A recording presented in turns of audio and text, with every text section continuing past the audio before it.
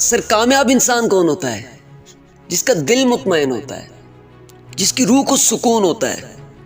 سر اگر میں in short words کہوں تو جس کے جینے کی وجہ سے لاکھوں لوگ جی رہے ہوتے وہ دنیا کا سب سے کامیاب ترین انسان ہوتا ہے۔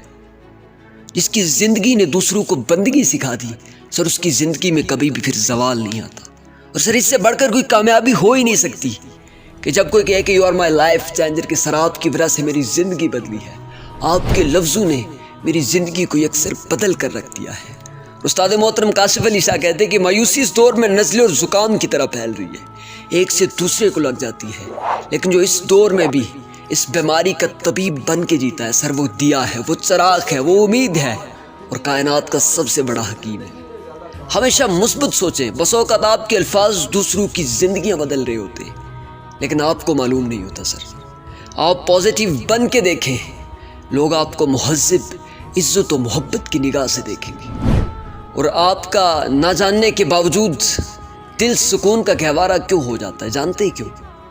سر آپ کو پتہ نہیں ہوتا لیکن آپ کی یہ پازیٹیوٹی آپ کے دل کے اندر ایک سکون پیدا کر رہی ہوتی ہے، لیکن آپ اس چیز سے واقف نہیں ہوتے۔ سر ایک مشین اور انسان میں فرق جانتے ہی کیا ہوتا ہے؟